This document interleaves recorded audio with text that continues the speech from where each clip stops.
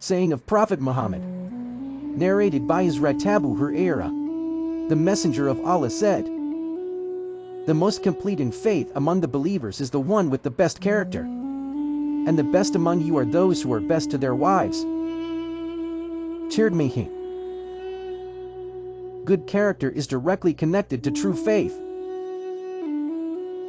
The essence of faith is seen in having fear of Allah in the heart, truthfulness on the tongue, sincerity in actions, and good behavior toward others.